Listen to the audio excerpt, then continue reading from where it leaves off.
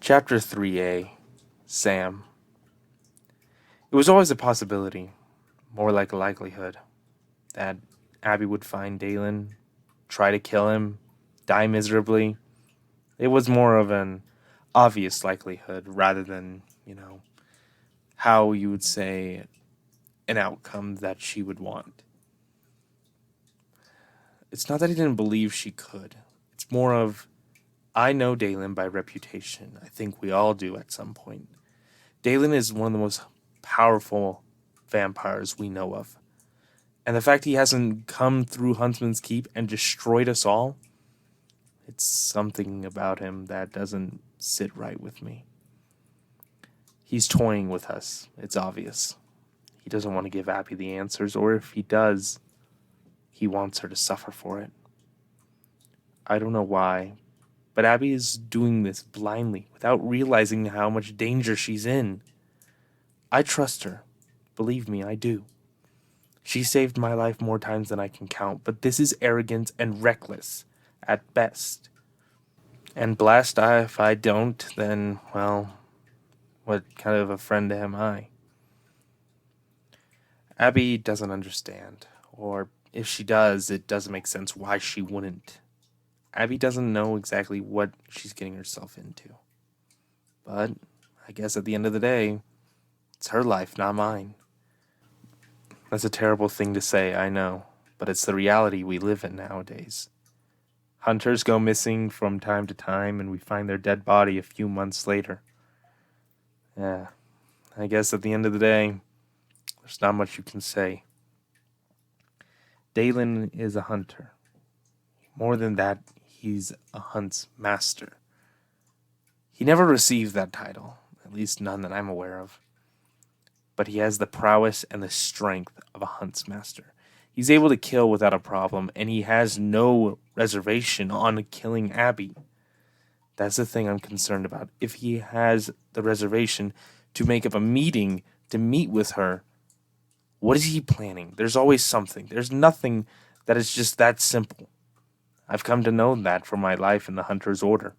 Even in the Pale Order, they always taught you to be vigilant, never trusting anything, no matter how easy it seems. But I guess if we're throwing ourselves headfirst into the fire, we might as well make the best of it. Me and Zach were sitting on a log right next to a fire while Abby went to sleep. We always do this when we're on hunts, just gives us a chance to talk, relax, and reflect on the day. Zach said, "Do you really think that we're able to pull this off? Once we see him, do you think we'll be able to kill him?" I shook my head no. There's no way in a million years we'll be able to pull it off. He's too crafty, too clever, and too deadly. We try something like this, we're going to end up dead.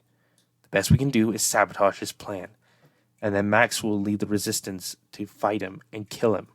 Blast, you're right. He pointed to Abby's unconscious body. We don't tell her then. Dalen dies. That's all that matters. We don't tell her. What happens when she finds out? She'll kill us both, and Max won't. Think about it. We're doing something very, very dangerous, let alone the fact that we're going into the Moonblood clan territory. And we carry the weight of the fact that they may bring an army to destroy us. Or we're bringing the fact that Dalen has infiltrated the Moonblood clan. And how well do you think that's going to work out for both of us? Believe me, I care for Abby in the same regard as you. But we both know this is suicide. We do this, we're not coming back. Plain and simple. He was right. In my mind, I always thought that this was ridiculous, but Zach was right. This is suicide. What are we doing? Then we heard someone say something. You don't have to stay if you don't want to. But right now we have to end a war. You can walk away, and I won't stop you. It was Abby. She was awake. She heard everything. I thought I could trust you two. You can, Zach said. Clearly not. I am bringing you two to help me get answers. My mother's death is on the line, and I need to know why. If we kill Dalen, I'll never get those answers. And if Dalen kills you, what does it matter? I said. Don't be foolish. Don't throw away your life thinking that this is the only way you'll get answers. Because right now, the only way you'll get answers is in a coffin. I don't want to bury any more friends, Abby. I continued. I don't want to see you die. I can't. I've seen too much death in this world. Watching you die would just be the final nail in the coffin for me. Probably literally and metaphorically. Please, just understand I'm not your enemy. I'm begging you. Please, keep thinking. Don't do anything reckless. Right now we're currently facing half an army, not to include Dalen's army. We're facing the Moonblood clan, ourselves, and Dalen's army. How much do you want? How desperate are you for answers? Because right now, we're currently going to die if we try anything and we try to upset any party. She sat there for a moment and then said, Okay, fine. My turn. Imagine this. Imagine you go your whole life knowing full well that the person who did this is just in arm's reach. Your mother is dead. The biggest questions of your life wait for you. What do you do? Do you stand around waiting for Max to do something about it when he's very clearly done nothing at all? Or do you finally say enough is enough and do what is right? Even if I don't get the answers, it gives us a shot closer to Dalen and maybe kill him.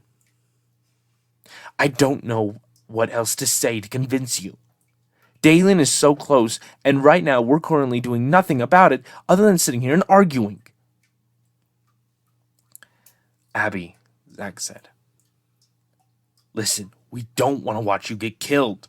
This is ridiculous. We should turn around right now and tell Max everything. Yes, let us go back. And then what? We rush our army in? Then why are we walking blindly? This is obviously a trap. Morlith Castle is about a 3-day walk from here. And we have no way of getting back to Huntsman's Keep in time to muster up the forces. But if we have the time, we have the chance to finally end this nightmare once and for all. As much as it hates me, and as much as you will hate me, it doesn't matter. Dalen dies. Your answers can come next. But they'll never come if I kill him. Please, you two have to understand. This has been the biggest question of my life. Why? Why did he do it? And of everything, why did he do it to me? I shook my head in disbelief. What? I can't watch you throw away your life for some answers you may not want to hear.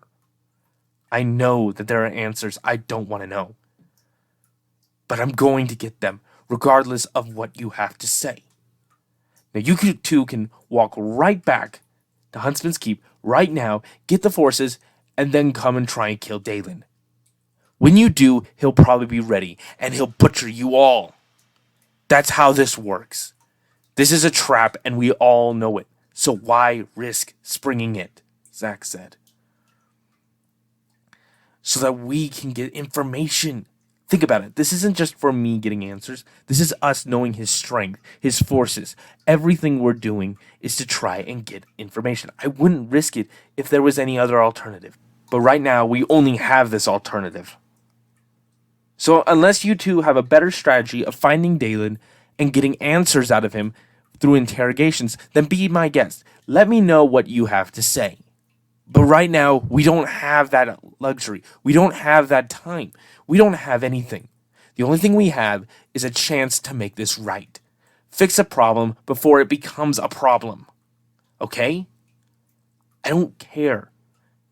I don't care if Max shoots me for all I care. I don't care anymore. My answers and your answers are so close, and we're sitting here arguing, trying to figure out if this is really what was right. I can't force you two to stay. But I'm not going to watch as my chance for answers and revenge slip away from me again. Dalen left a mark on me. Something that I will never be rid of. His stare. His stare haunts me every waking minute of my life. And I will never be rid of that, no matter how hard I try. Even if we kill Dalen, even if we find a way to destroy that monster, I'm still haunted by those memories. And I will continue to be haunted no matter what. All I ask is you two to stand by my side when things go down. They will go downhill really fast.